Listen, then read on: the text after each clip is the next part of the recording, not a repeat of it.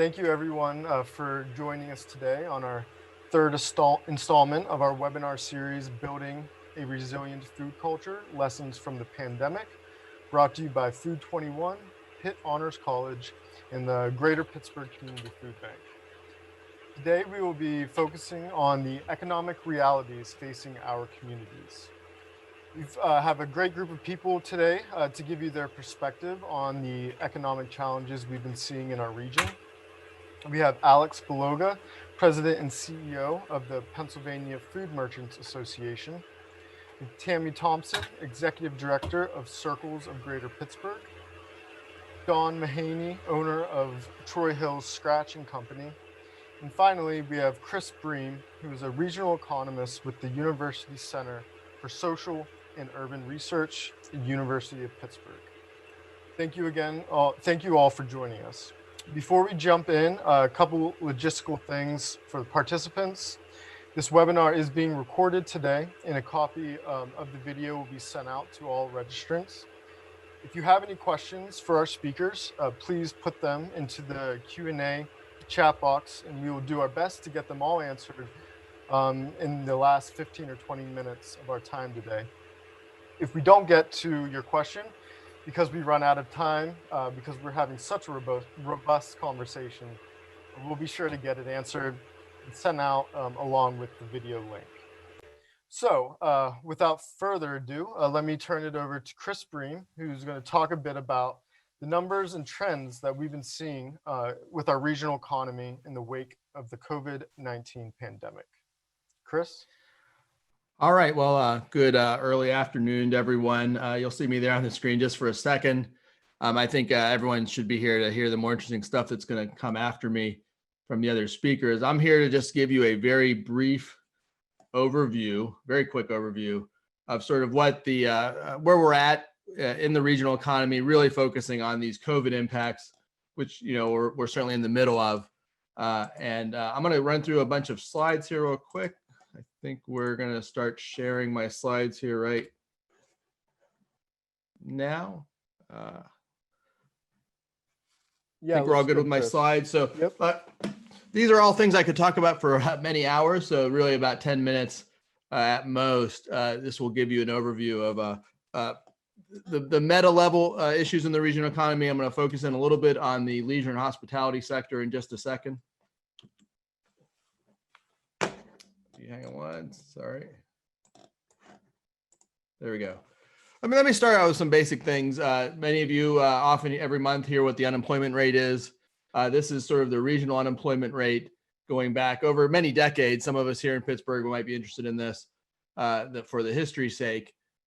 Really, in normal times when things are much more stable, we would debate whether this is sort of really a full or accurate measure of the regional economy. And a lot of us would say no.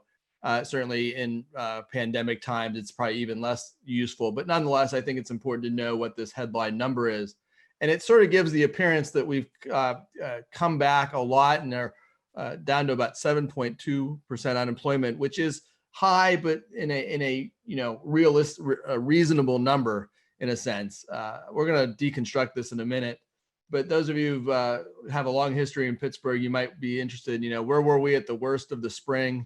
We hit about 17% unemployment rate officially. This is the official unemployment rate. And that really is almost identical to this peak that we saw in the mid 1980s, which we talk about, which I would normally talk a lot more about, but we can come back to that if anyone has any questions. So we've come down an awful lot, but does it really sort of say what we think it does about the regional economy?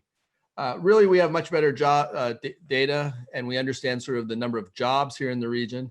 And this is going back, not all the way back to the 80s, which is, but back a couple decades. And what you'll see here is this just massive drop here in the spring, but from about 1.2 million jobs in the Pittsburgh region. And I should probably specify before I start that, almost everything I'm going to go through except near the end, I'm really talking about the Pittsburgh region. And that's really 7 counties here in southwestern Pennsylvania. So it's the regional economy to me. Not sort of just the city of Pittsburgh, not just Allegheny County, but really that's the region is about 1.2 million people. At the worst in the spring, we were down over 200,000, maybe 220 or more thousand jobs here in the region.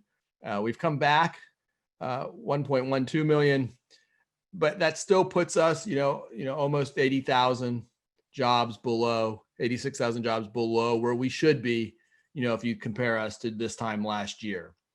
And so, the jobs picture doesn't really say the same thing as that unemployment rate trend might tell you. And this is the reason. This is the size of the labor force, number of people we think are out there either working or looking for work.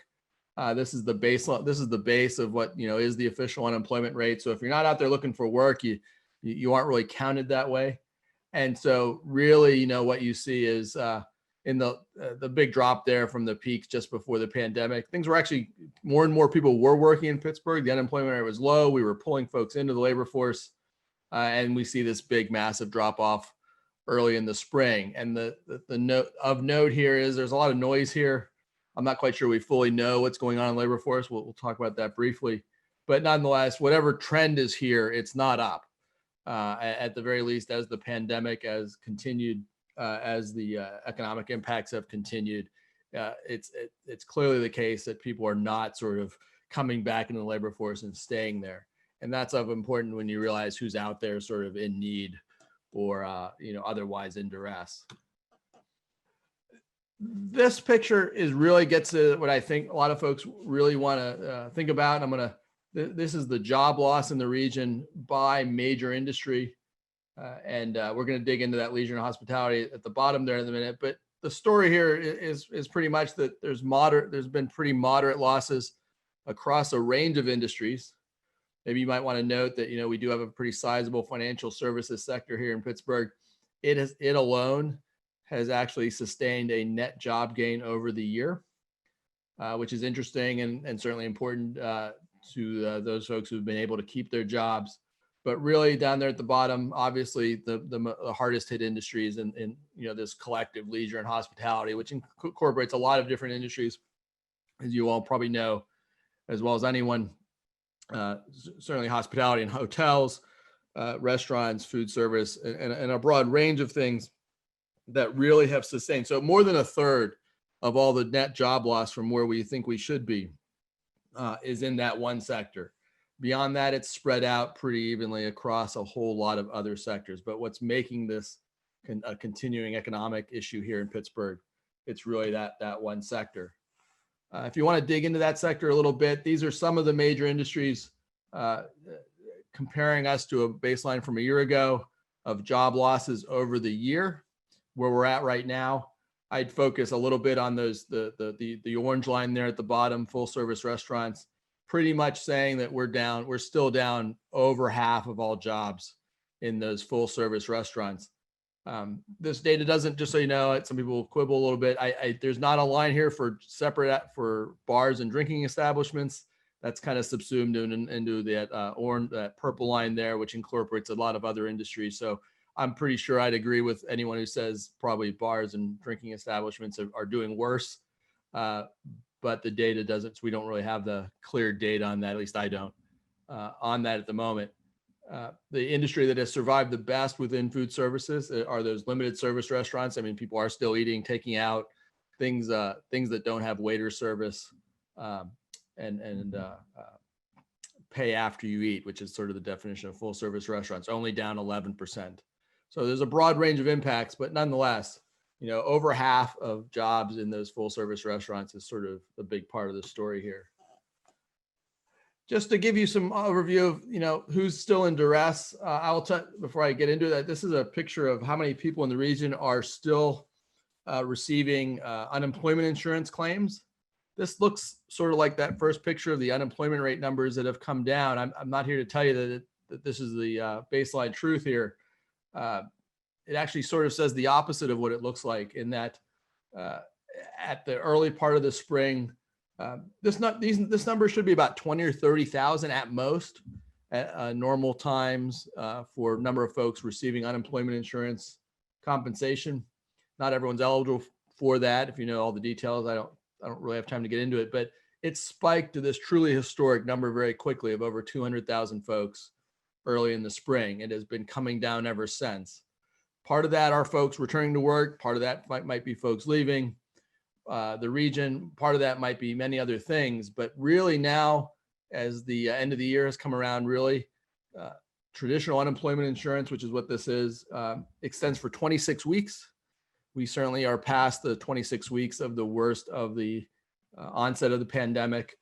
Folks have rolled off. Some people are also eligible and continued under what's called extended unemployment insurance, which extends for another 13 weeks. We are now reaching the end of that. So there are a lot of folks who have been able to receive unemployment insurance for most of the year.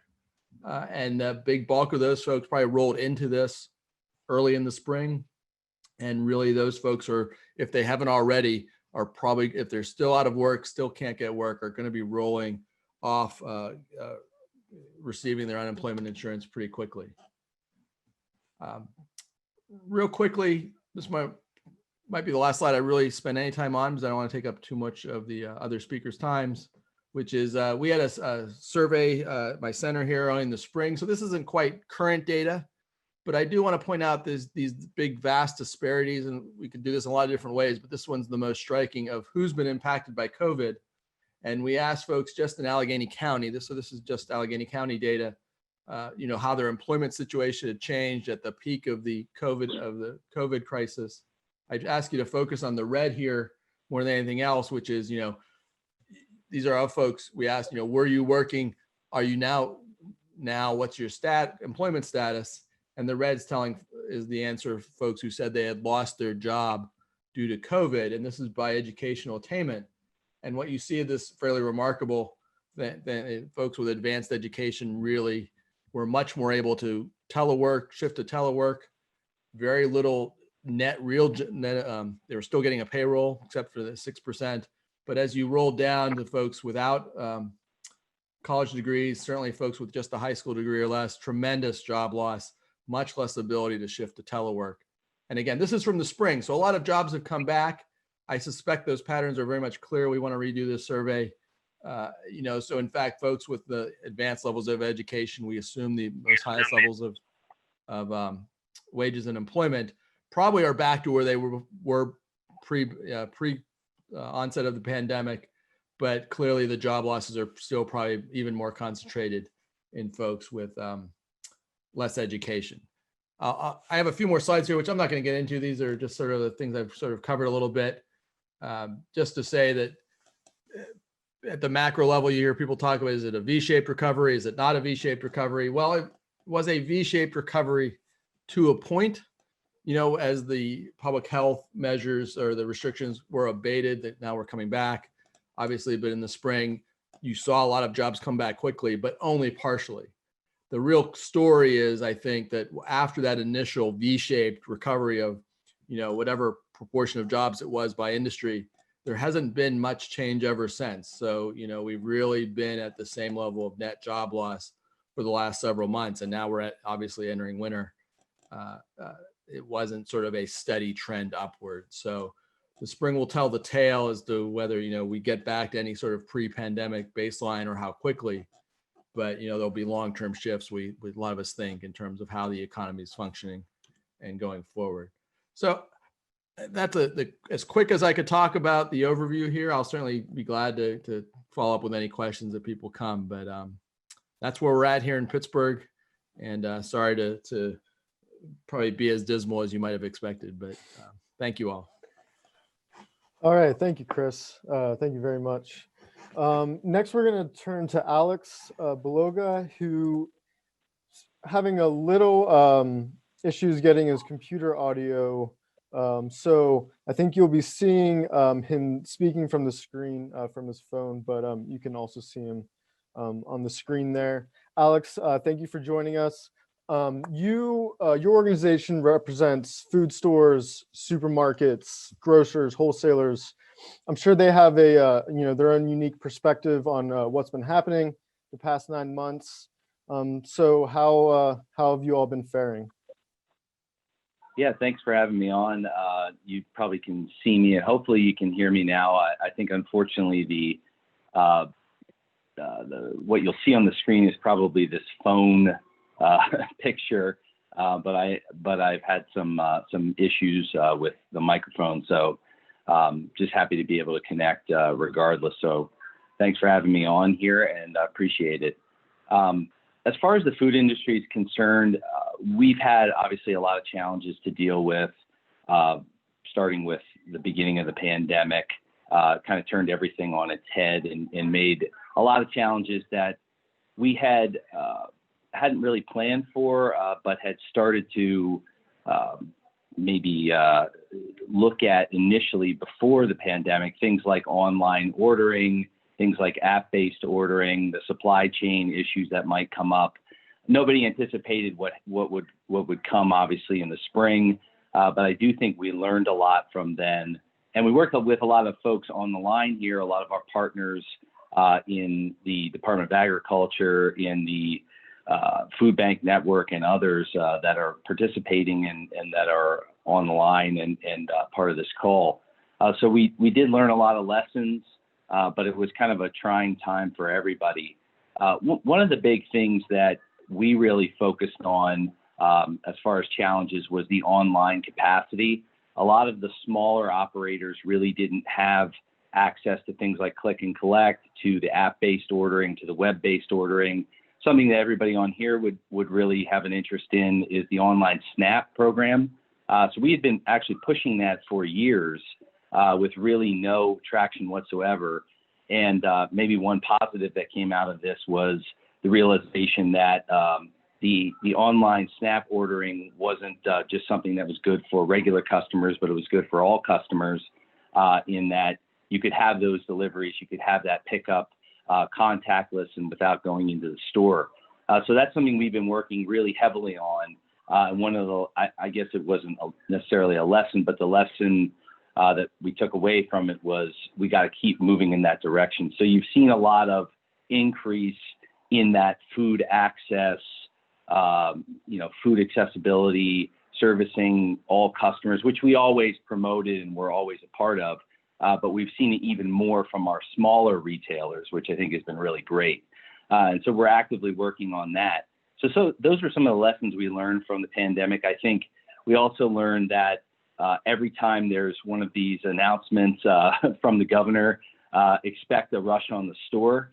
So we've done things like put limits on products to try to discourage the panic buying and the hoarding. We've worked with the Attorney General and other government entities to go after people that are price gouging. So we're involved in that. We've actually been trying to update those laws. So those are some of the things that we've been doing. But overall, it's even with all the challenges, and it's been substantial, I think our associates and the stores have really come through with flying colors, and I think have been really an exemplary, really an example for everybody to follow across the country. We have some of the best retailers in the country, folks that you would know, obviously, and folks that you'd be familiar with that really have set the example, taking care of their employees with the PPE, with extra time off, with additional pay. So that continues. And we're just kind of going through the winter season here, taking those lessons. I think the supply chain is much stronger.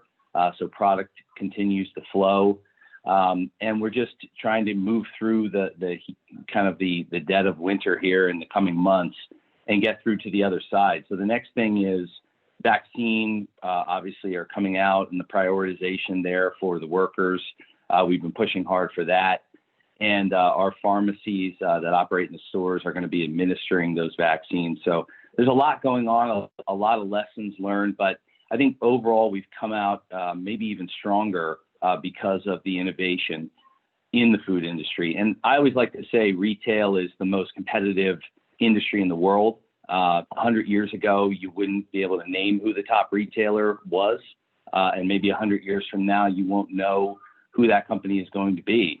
So you have to innovate. You have to do what's best for customers and consumers and for your clientele. And that includes everyone. So we really try to service everybody. And those folks are all on our mind. So those are some of the lessons we learned over the course of the pandemic. Alex, this crisis has accelerated many trends that were already underway. Remote working, online shopping, tech-enabled retail, localized supply chains. How do you see these trends and changes we've seen in the wake of the pandemic affecting, merchants' model long term? Are these temporary adaptations or are they here to stay? Oh, I think a lot of these things are here to stay. We've seen the online ordering go up in some cases 200-300%. A lot of companies are introducing and have enacted their own app-based ordering, which is something that was relatively new for the food industry. It was something you probably saw in other retailers like Starbucks, but many of our members now have that app-based ordering. Almost everyone has what I would call the click and collect type ordering. Independent retailers are investing in that.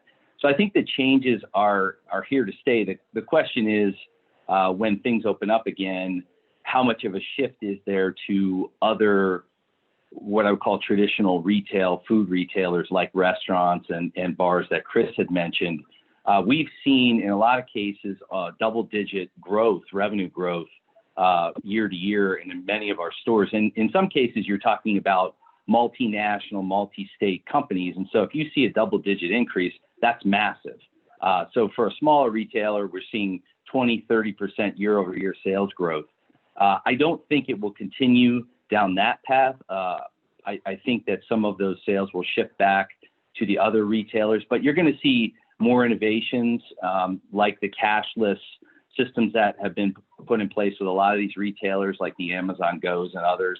So that's going to continue, but how much of it shifts there and stays there is hard to say at this point. I do think some will shift back because with food, especially, people like to touch, they like to see, they like to be there physically to purchase their food. And that actually has helped us over the years, just weather a lot of different storms, whether it's online competition or other things. So I do think it's here to stay, some of those changes, but to the degree, I'm just not sure. And how fast those other things open up, I'm not sure. A lot of people might realize that before the pandemic, actually about 50% of food was consumed outside of the home. So that's a huge number. And that was obviously comprised of restaurants and bars and taverns, but also things like going to a baseball game or going to a concert. So those things will come back. I think probably in the second or third quarter of 2021, we'll see more of that. And then the question will be, how much does the online and the mobile ordering and delivery options continue to take hold? Great, thank you. We have questions rolling in, so we'll come back to you, Alex, in the end once you start the Q&A session. But something you just said would be a great segue to Tammy with some of the innovations that you mentioned. That stores going cashless, or there being more e-commerce retail. Those types of changes can be more difficult for some of our more low-income consumers. So with these innovations and looking forward to post-pandemic world, I think keeping those low-income consumers and people in mind, with these innovations, I think will be important. Yeah, agreed. So Tammy, let's turn to you. Circles of Greater Pittsburgh has a business incubator for minority and women entrepreneurs, as well as a home ownership program for low-income peoples. How has this pandemic economically affected the communities you represent in your work with, through Circles? Yeah, it's been tough. Our programs are specifically geared towards minority business owners who, in a lot of cases, are still working full-time jobs and building their businesses, outside of their work hours. And this pandemic has impacted them in multiple ways. One, some of these folks are now completely out of work, have been laid off for long periods of time and had challenges, accessing the unemployment funds. And in addition to the economic challenges that this pandemic has caused, many of our participants are also parents, and some of them single parents, who are now trying to navigate being out of work, trying to keep their business going, and now being responsible for being educators at home because most of their children are in virtual learning. So we're adding additional challenges that already exist for new entrepreneurs. And it's been tough. It's been very, very rough. Part of our program includes a retail incubator space for our retail participants where they have access to operate a retail space inside of our space. And it has been amazing. Lots of folks getting highlighted, lots of people getting access to great foot traffic because our current space is on Penn Avenue in East Liberty, very high traffic area, great area for retail. But we had to close our space in March, like many other people. And we have not reopened. We have not reopened since March. For one, we are a nonprofit organization, and we do not have the money in our budget to retrofit the space to keep safety in the forefront, which is very, very important to me. Protecting our participants in the program, protecting my staff, and protecting the public. And so we chose not to reopen the space right now, and basically moved all of those businesses to a virtual store with the assistance from the URA. It's been awesome to help move these folks to a more digital storefront. And just continuing to operate our technical assistance programming. That was really, really important to us that we very swiftly moved our technical assistance and support programming to a virtual platform so that we did not lose people, so that they did not lose the momentum that they have built over the last couple of years working with us, and just help them stay connected, stay motivated, stay inspired, and pivot in ways that they could continue to grow their businesses. And I have to say, I'm extremely proud of the folks that we work with. They are natural born hustlers who have figured out how to survive in this climate. Our second cohort of participants had just started right before this pandemic, and we were still able to keep them engaged enough that of the 15 businesses that started with us last year, 13 of them just graduated last week. So I'm very proud of them. We stay very actively involved, utilizing our social media, making sure that we are, keeping them spotlighted, encouraging. We had a really big QVC style event over Black Business or Black Friday and Small Business Saturday weekend. Just keeping them in front of people, letting people know, you might not see them in the spaces, but they are still out here, they are still working, they are still hustling. And some of them are actually doing even better now than they were pre-pandemic. So it really just speaks to their strength and their courage to keep pushing forward. But also, I think it also speaks to our innovation and creativity and dedication and commitment to these business owners.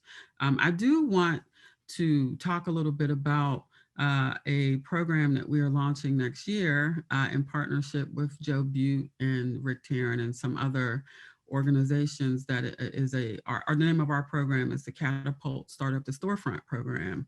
And we are going to be launching Catapult Culinary, which is using the same model, but focusing primarily on businesses, food-based businesses. And we're really, really excited about this. And we know it is a scary time for food-based businesses right now, but we think that this is a perfect time to launch this program because they are going to need all of the support that they can to figure out how to navigate, the ravaging effects of this pandemic.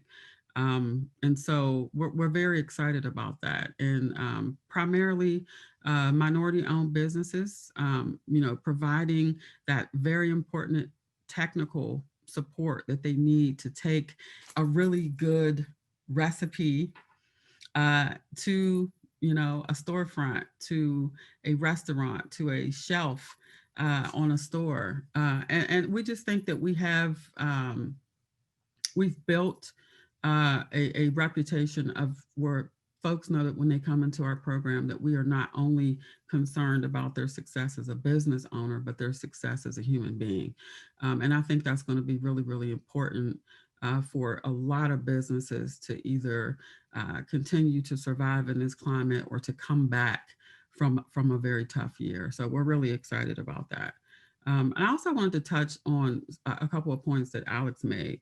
I love that this pandemic, one positive thing about this pandemic has been the spotlight that has been shined on the inequities in these systems.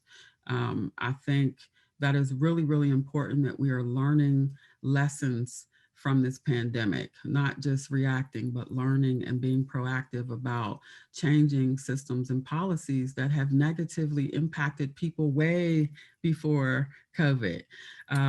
Food insecurity is an issue that is really, really close to my heart. I grew up in generational poverty, very, very deep poverty, and I know exactly what it feels like to go long periods of time hungry.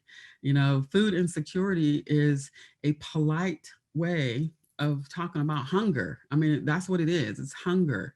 And hunger has a long lasting impact on people that goes way beyond economics, and physical health, even the mental and emotional impact and the psychological impact that stays with people for very long periods of time after suffering through food insecurity and hunger is, I don't think people can even imagine the impact that it has on people mentally, emotionally, and psychologically.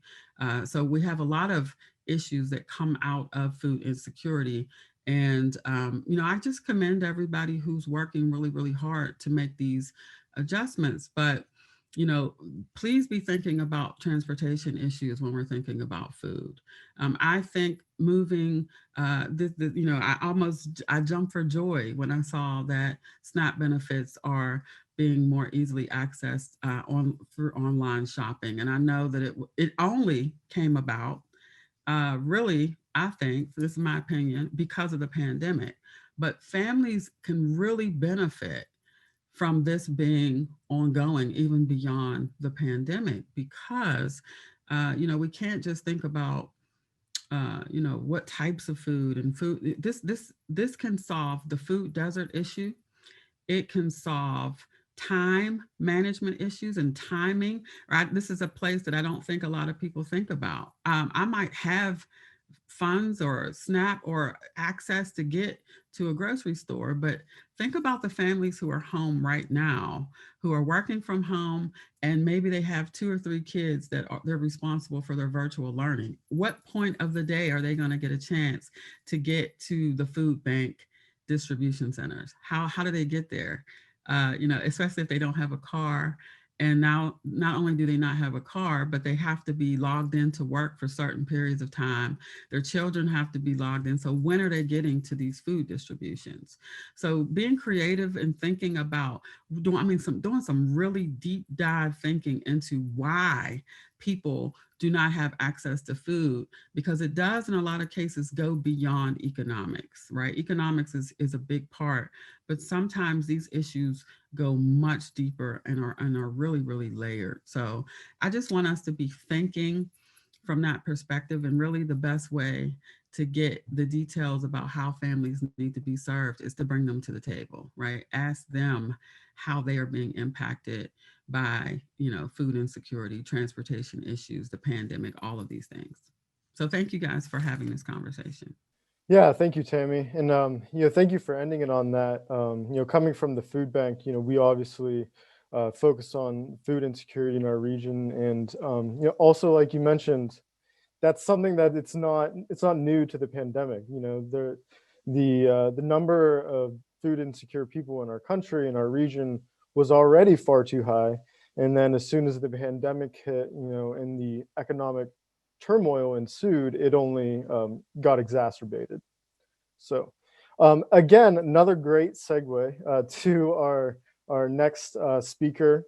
We have Dawn Mahaney, who is the owner of Troy Hills Scratch and Company, formerly Scratch Food and Beverage. So how has 2020 affected your business, and how have you adapted your operations? Thanks for having me on today. First, I want to say that I'm amazed by the panelists and what I've heard to this point, and it's inspiring to hear the thoughtfulness behind all the presentations that were made. And Tammy, I want to have a sidebar conversation with you so very badly, so very soon, for reasons I think that'll come clear. So 2020, the pandemic, we in Troy Hill, we had organized a restaurant that was recently profitable. We had created a space where people felt welcome, and we managed to sort of have an environment where people, no matter their socioeconomic status, could come and enjoy themselves, and it was a really great thing for us. But all of the underlying issues that were just discussed had been festering for so very long, and this environmental disruption that we have encountered, that we call COVID-19, really brought those to the fore. And so we discovered in the restaurant immediately that our sort of quasi commitment to that point of helping the community with issues like food access, better known as hunger, and sort of the underlying inequities that we see in society, were things that we needed to deal with immediately. And we also discovered that restaurants, and all the graphs play this out very well, they're not designed to withstand this kind of external disruption. We're built for people to come and gather and have good social times. Our square footage is designed for production to happen in a minimal space, and for the gathering to happen in a maximized space in order for the numbers to make sense. And all of that suddenly was no longer relevant. And we had this, staffing issue. We didn't want to see people go unemployed. So we all sat down and had a conversation about the direction that the business could go in and how people could remain meaningfully employed. And working in the community was the very top line item for everybody. We all wanted to make sure that we were doing something to improve access to food as people went through this immediate sort of drop off in income and no sense of where they were going to be able to find their next few meals. So we opened up as a community marketplace, a pay what you will marketplace, and we found ourselves making some meals for some area nonprofits and delivering those regularly. We continue to do that. Now we're being reimbursed for it. To begin with, we weren't, through the United Way, and most recently through Action Housing, and those help us serve seniors and some gentlemen at the YMCA. It's the last single room occupancy YMCA in the network here in the region, which is really great. And we plan to continue that work into perpetuity in one form or another. But all of the things that were talked about earlier in terms of access remain issues for us and for others, and clearing those hurdles are rather difficult. So we decided that it was also important for us to try to deal with some root problems and to diversify our business enough to make some changes there. So in addition to working on the community front and trying to do whatever we can to be SNAP eligible as a retailer, and to get out into the community in more meaningful ways, we developed a new brand of value-added products that we call Made by Scratch and Company. And those are developed in order for us to interface more directly with the local farming community. One of the root problems, I believe, with respect to access to food has to do with access to quality food. The sort of international and interstate commerce that we rely on to keep our food systems running result in a lot of deferred costs that we don't talk about regularly when we talk about these things. The environmental costs of shipping tomatoes all around the world so people can have tomatoes year round are inordinate compared to the pleasure people get from eating a mealy tomato from Chile in the middle of winter. We want to start to make a dent in that by helping farmers have a greater market presence in the local regions. So we partnered up with Wild Purveyors and started buying all of the organic produce that we could find, and at least in the capacity we were able to generate it here, we started turning them into shelf-stable products, mostly through pickling and fermenting processes, we're moving into making some sauces of some of those products now too, and then taking them to market with the aid of one of our broadline distributors, Penmac Distributing, out of Green Tree. And they give us access to a number of merchant stores. They give us access to a lot of food service entities as well. And we're finding that our research indicates that consumers are really interested in a couple things that we're interested in too. They want their dollars to go to things that they're proud of. They want to know that they're contributing to the health of the local economy. They want to know that they're improving the environmental, their own environmental footprint and what they're contributing to in terms of food.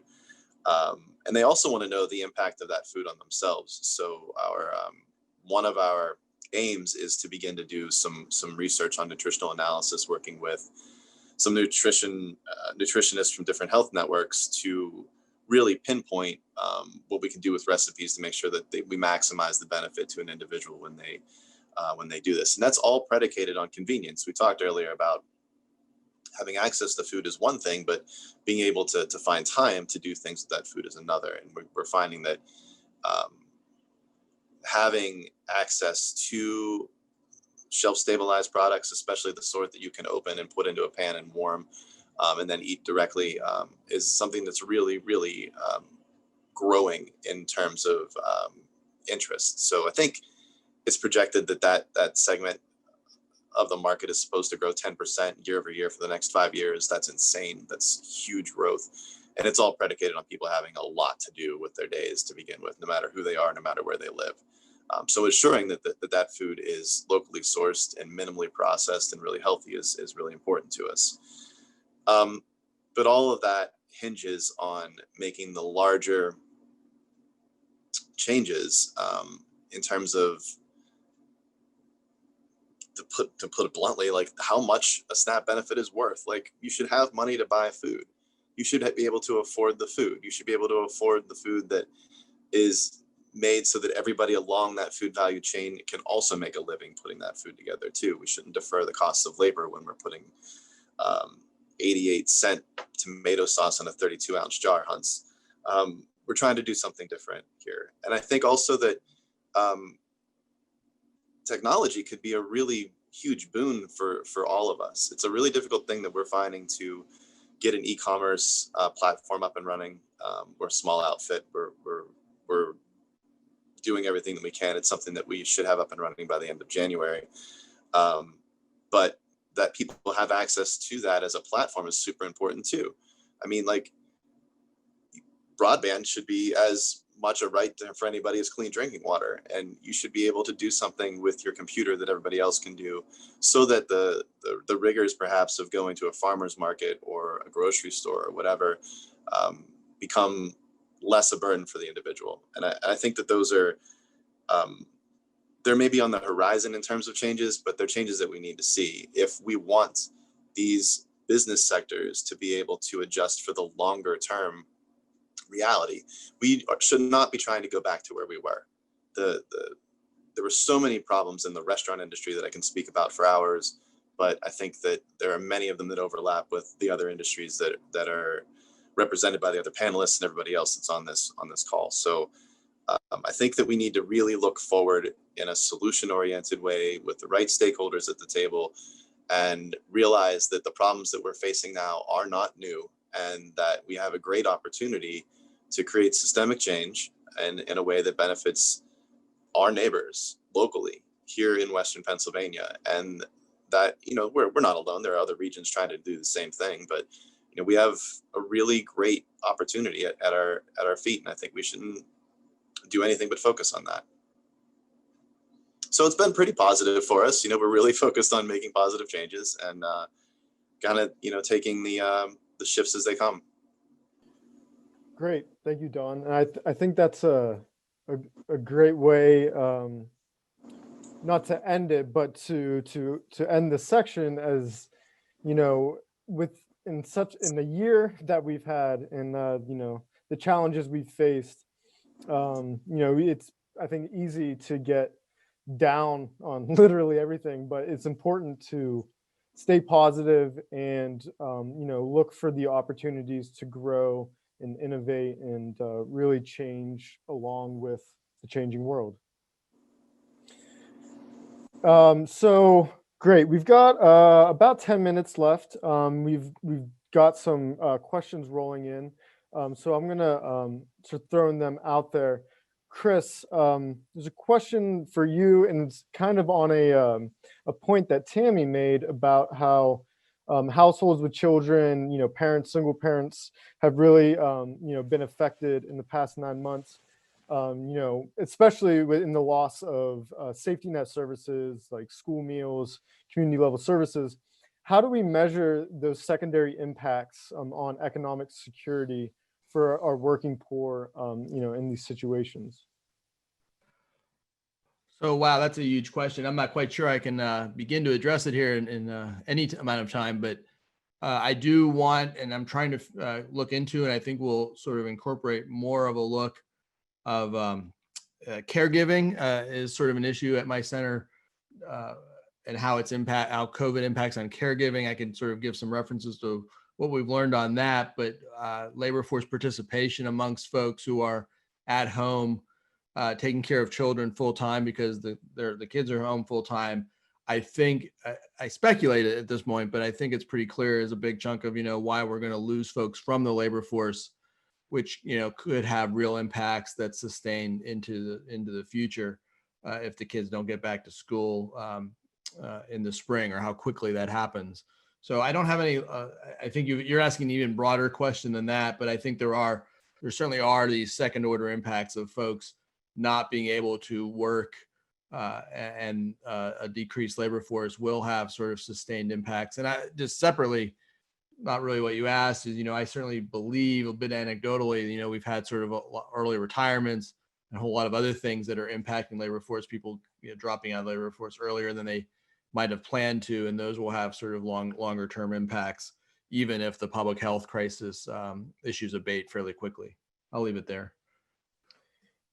Yeah, and I will say there was an interesting piece by Fourth Economy Group about how addressing the inequities in childcare could go a long way in helping kickstart our economy. Alex, I want to go to you. There was a question about the state of the supply chain going forward. Is there any concern with the grocery group on the reliability of the supply chain?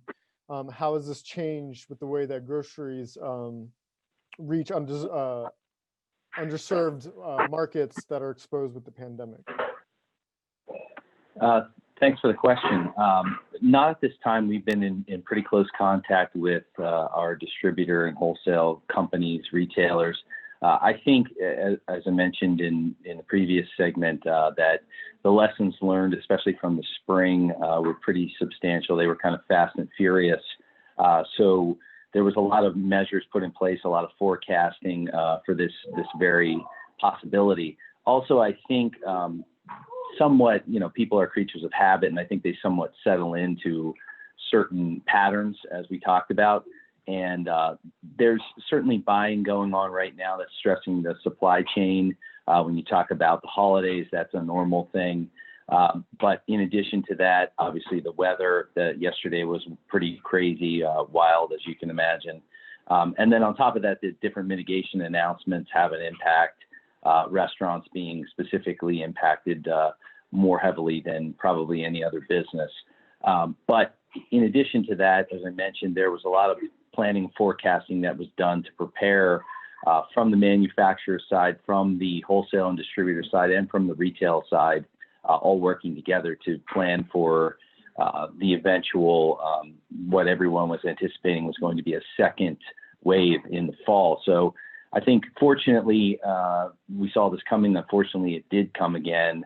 And we're just not seeing the same level of buying and panic buying and hoarding that we did in the spring, thankfully.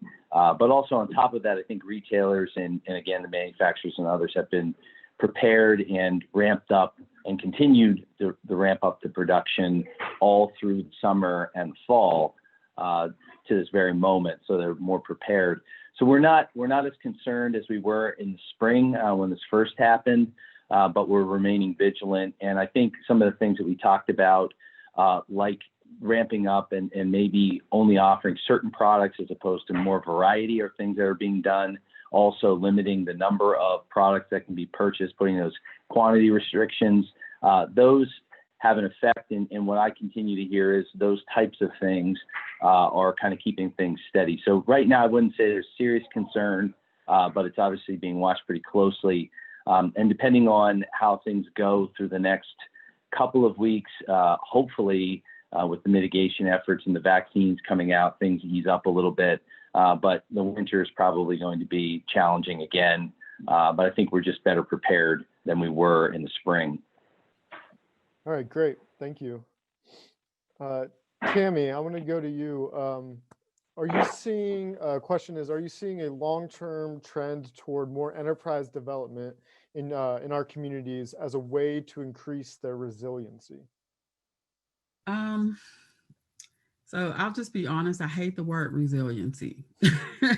I hate resiliency because I think it gives people permission to put more on the backs of people who are already exhausted, and it really, yeah. So what I do believe is that we have to be more intentional and focused about creating entrepreneurship opportunities in low-income communities. For many, many reasons.